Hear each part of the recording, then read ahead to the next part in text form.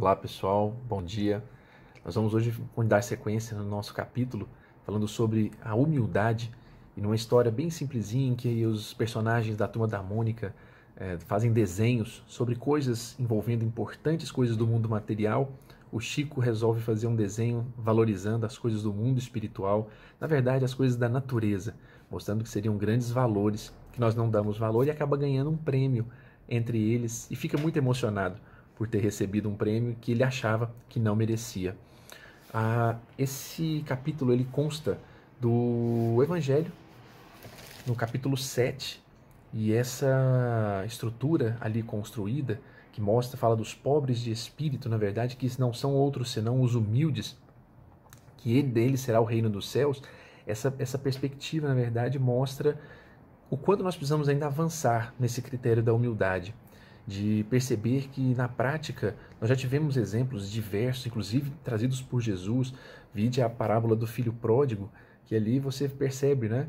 O filho que teve o direito para sair, de fazer as coisas, respeitado o livre-arbítrio, mas no momento em que ele entra em si, ele percebe humildemente que não era o caminho que ele estava indo, não era aquele o melhor caminho, mas reconhece isso e retoma o caminho do Pai. Muitas vezes nós temos essas oportunidades de optar ou de fazer esses caminhos em vida, escolhendo aquilo que de melhorar, e quando percebemos que estamos num caminho que não nos faz bem, mantemos o caminho sem querer, na verdade, refletir ou pensar, seja isso no trabalho, seja isso na educação dos filhos, na maneira de ser, posturas como eu sempre fui assim, eu fui criado dessa forma, nos mostram aí quão importante é nós avaliarmos esse orgulho, que é sem dúvida uma das chagas mencionadas pelos Espíritos, uma das grandes chagas da humanidade, em contraponto a essa humildade mal reconhecida muitas vezes como símbolo de fraqueza ou de sujeição, de maneira nenhuma. Na verdade, o humilde é como o exemplo da natureza que o próprio Chico trouxe.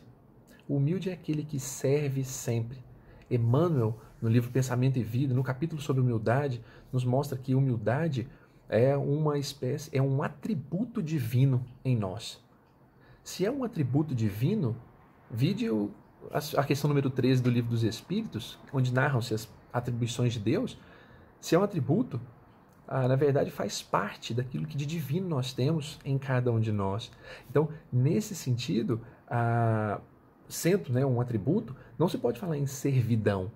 Inclusive, Emmanuel reforça isso: humildade não é servidão, mas é efetivamente colocar-se em serviço. Vide Jesus, no momento em que estava ali com os apóstolos, na ceia, quando ele lava-lhes os pés, aquela perspectiva de lavar os pés desmonta toda uma estrutura que se tinha antes, porque, curiosamente, eles disputavam ali quem mandava mais, quem sabia mais.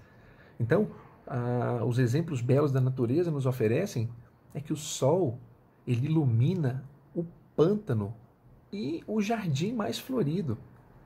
A árvore oferece o fruto, seja para o rico, seja para o pobre, e em qualquer situação, a natureza trabalha e não fica, na verdade, contabilizando os males, os problemas pelos quais passou. A água que chega para nós em nossa casa enfrenta uma montanha, enfrenta um trajeto tortuoso de pedras, mas não fica contando isso, e do contrário, faz e faz sempre, e com a felicidade, na verdade, que só os humildes possuem ao realizar um bom trabalho. Então, a humildade, ela não é um sentimento passivo, muitas vezes mal interpretada. Imaginemos, por exemplo, Jesus. Se ele tivesse na nossa boca, se nós falarmos assim, eu sou o caminho, verdade e vida, isso soa, claro, com uma espécie de prepotência. Na boca de Jesus, não. Agora imaginem se Jesus não tivesse falado isso. Qual o caminho? Qual seria o roteiro que esses espíritos, que os próprios apóstolos iriam seguir naquele momento? Então, Jesus, na verdade, é o símbolo máximo da humildade reconhecido. E ainda assim, proferiu palavras como essa. Isso não mostra prepotência. Jesus estava, na verdade, falando da verdade. Então, o humilde, verdadeiramente, ele é ativo. Fala, ele se posiciona, ele busca, mas sempre com esse intuito de trazer a verdade, o esclarecimento e colocar-se a serviço das pessoas. Então esse trabalho de lavar os pés, de mostrar quem verdadeiramente era, de mostrar isso sem vergonha alguma, certo de que aqueles que atentariam contra Jesus, na época, por exemplo, quando ele estava próximo da sua crucificação, muitos chegaram a perguntar: e aí, cadê os anjos do céu para vir te salvar?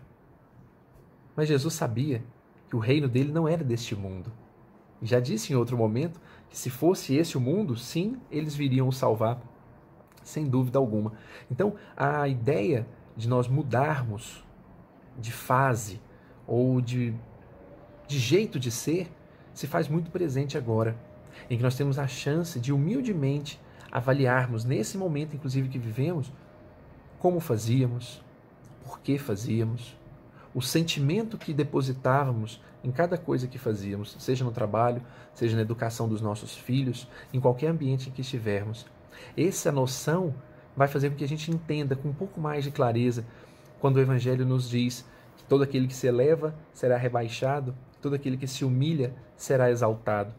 Porque essa pessoa que será exaltada, ela sequer sabe que está nessa condição de ser exaltada, porque ela humildemente faz o seu trabalho incansável todos os dias e ela descobre que mesmo errando, ela levanta e faz de novo, levanta e faz outra vez e não se cansa.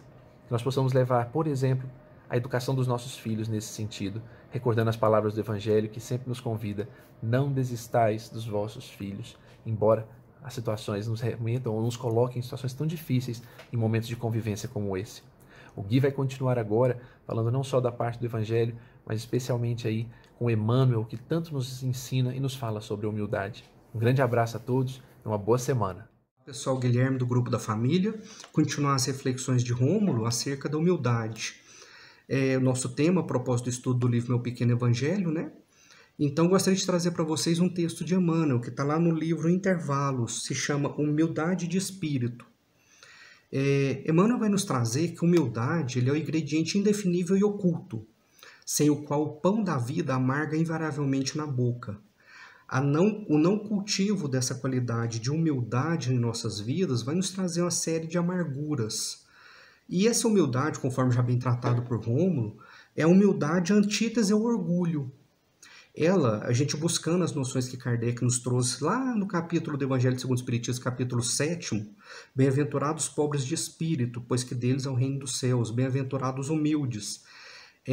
O humilde não é aquele acanhoado de inteligência, não é o que tem uma inteligência limitada, o que não conhece, mas o humilde é o que escolhe ser humilde. É o que, conhecendo o mundo, se lançando ao mundo, ele faz a escolha por ser humilde. Ele faz a escolha por não ser orgulhoso. E esse que é o grande mote desse capítulo, e vai ser o ingrediente dessa mensagem de hoje. É entender em que medida que o cultivo do orgulho como proceder nos causa uma queda muito grande nessas encarnações que nós já passamos. E o orgulhoso, por quê? Porque o orgulhoso ele concentra em si mesmo todos os olhares, ele concentra nos bens do mundo os seus olhares e deixa de olhar a Deus, os interesses da vida espiritual. Kardec ainda vai nos falar sobre a necessidade, então, de cultivarmos uma simplicidade de coração e uma humildade de espírito. E que sim, que a gente tenha a visão da vida espiritual. Eu gosto de remeter ao capítulo do Evangelho segundo o Espiritismo, ao capítulo 2, item 5, que vai falar de ponto de vista. O capítulo 2, ele é acerca do meu reino não é deste mundo.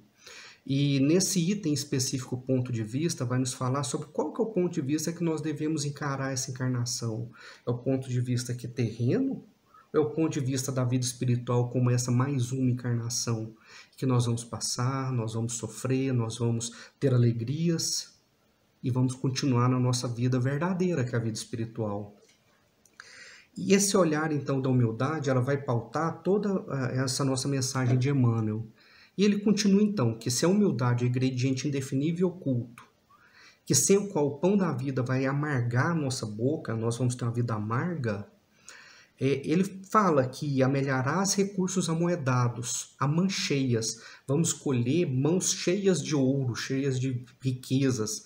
Entretanto, se não te dispõe a usá-los, edificando o conforto e a alegria dos outros, na convicção de que todos os bens pertencem a Deus, em breve converti-ás em prisioneiro do ouro que amontoaste, erguido assim a feição de teu próprio cárcere. Nós mesmos vamos construir as nossas prisões. Nós mesmos vamos trazer as nossas correntes por ficções que nós vamos criar, por ilusões, por querer o supérfluo, por orgulho, por vaidade, por não proceder com humildade. E ele continua: receberás precioso mandato de autoridade entre as criaturas terrestres. No entanto, se não procuras a inspiração do Senhor para distribuir talentos de justa fraternidade, como quem está convencido de que todo poder é de Deus, tem humildade de entender que tudo provém de Deus, transformar-te-ás pouco a pouco no empreiteiro inconsciente do crime, por favoreceres a própria ilusão, buscando incenso a ti mesmo na prática da injustiça. Nós vamos nos perder nas ilusões do poder, seja o que concede emprego, seja o detentor do mandato público, de uma posição de autoridade.